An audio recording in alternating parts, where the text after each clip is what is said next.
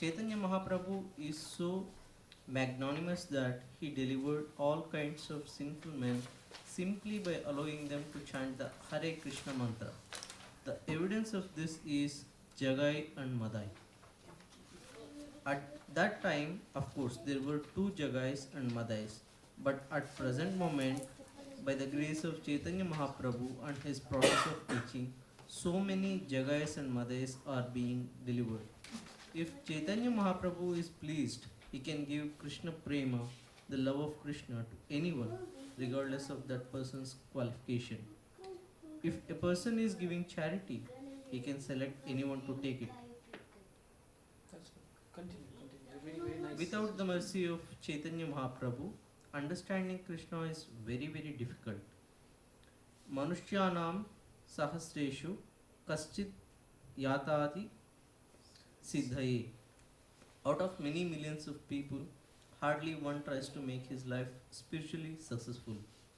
People simply work like animals, not knowing how to make a success of human life. Once human life is successful when one understands Krishna, otherwise, one remains an animal. Anyone who is not Krishna conscious, who does not know who Krishna is no better than an animal. But Chaitanya Mahaprabhu gave this concession to the fallen souls of this age. Simply chant the Hare Krishna Mahamantra and you will be delivered. This is Chaitanya Mahaprabhu's special concession. Kirtanat eva Krishnayas Krishnasya Mukta Sangha Param Rajit. Yeah, it says if you please, if Chaitanya Mahaprabhu is pleased, he can give Krishna Prema. But fallen souls, how can they please Chaitanya Mahaprabhu? Very good question. Fallen souls, how can they please Chaitanya Mahaprabhu? See, in this paragraph itself, there is a verse, right? Tina hina jata jilo harinama uddarilo tarasa ki jagai madhai tarasa ki jagai madhai. So Jagai Madhai, we spoke about them in this para also, right? So for example, take the example of Jagai Madhai. How did they please Chaitanya Mahaprabhu?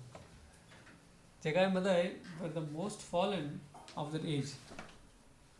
These two brothers were actually Brahmanas, supposed to be, and they want to actually teach a lesson to Nawab, Muslim kings and all that. So they wanted to speculate it. So let me become powerful and defend them. So they started deviating, and then they become so fallen that there is no sin that they have not performed, right? But it is explained in Chaitanya Bhagavat that, but there is one sin that they didn't do. Right? They committed all kinds of sins, but there is one that they didn't do, because they were so busy in their sense enjoyment, and they were like doing all kinds of things, killing, apes, mud, whatever you name it, they did it. But one thing they didn't do is Vaishnava Aparadh. Because see, Lord, He'll forgive. Let's like look at ourselves also, right? We may forgive someone, for all the things, but if they did something bad that is so close to us, it's difficult to forgive. So what is so close to Chaitanya Mahaprabhu's devotees? So when Madhai, he hit Nityananda Prabhu with a pot, just because Nityananda Prabhu asked him to chant. At that moment, Chaitanya Mahaprabhu came and he wanted to actually kill Madhai. Nityananda Prabhu didn't take any offense. He said, "My dear Lord, in this age you came to save the fallen souls. If you take this chakra, then you have to kill practically everyone. So please be merciful." I didn't take any offense. He was finding good qualities. He was saying, actually he was trying to hit me again, but the Jagai stopped. See how nice Jagai is. See how Nityananda Prabhu is telling. Jagai stopped Madhai. So then Chaitanya Mahaprabhu immediately forgave Jagai. So and then Madhai fell at Mahaprabhu's feet and said, "No, I can't forgive you. You have to ask forgiveness from Nityananda Prabhu only." So in this age also, we may be doing, we have done so many things. That's why we have to always protect from Vaishnava Aparadha. And Vaishnava Aparadha is very easy to do because Vaishnavas are very uncommon in this world. They're not normal, they're transcendental. So they're not fitting in our lifestyle, so we easily get confused with them. And it is so sinful to offend the devotees of the Lord. So if we, Vaishnavas are not easy to be understood. Throughout Chaitanya Charitamrita also, Nityananda, nobody was able to understand Nityananda Prabhu. He was transcendental. So sometimes some humble brahmanas, they go to Chaitanya Prabhu and ask him, my dear Lord, please help me understand Nityananda Prabhu. Why can't I understand him? He's so outward, but why does he, behave certain ways and do certain things, wear certain type of dress? Chaitanya Prabhu told him that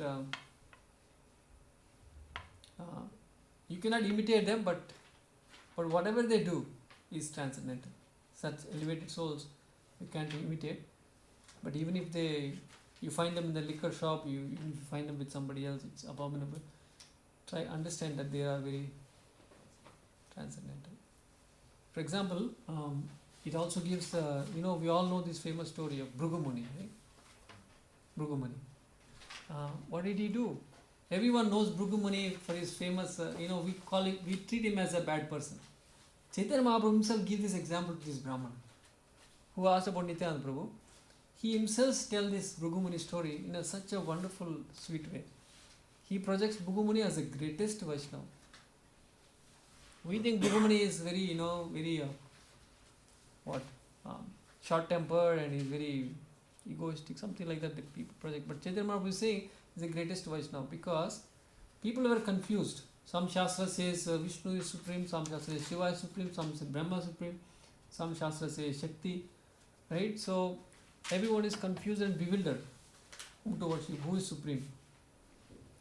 So nobody could dare to clarify their confusions.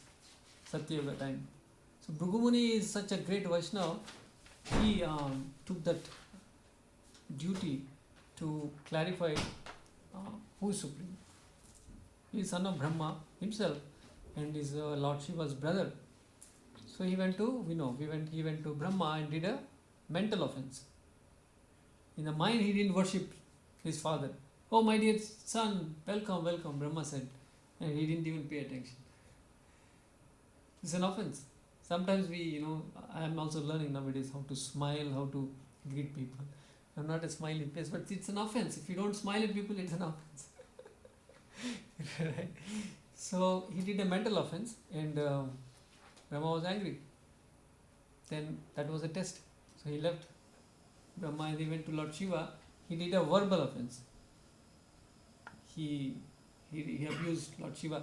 Why are you like this? With Parvati, what kind of dress you're wearing? Don't touch me. Shiva came, my dear brother, he was hugged. Don't touch me, you have all the ash on your body. You're unclean, who stays in the crematorium, why do you touch me? Don't touch me. And Lord Shiva immediately picked up the Trishul.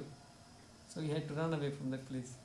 And Parvati said, why are you trying to do this to your brother? So he calmed down. So Mahavishnu, what did he do? Straight away, because Mahavishnu didn't see him, he went and kicked him on the chest. So did Mahavishnu took it offensively? He appreciated the great service that he is doing for everyone. These Vaishnavas are very, very difficult to understand.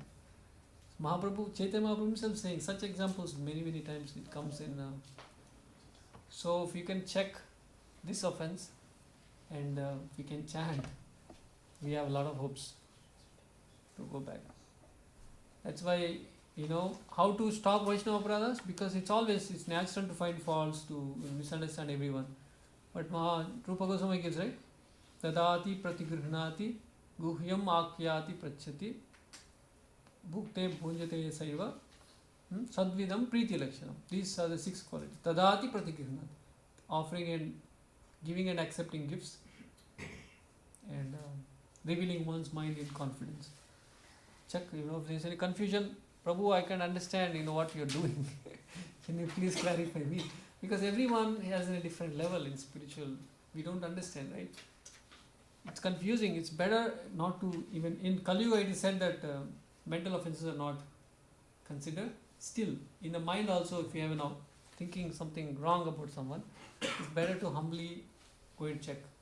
I'm confused about what's going on. Please reveal.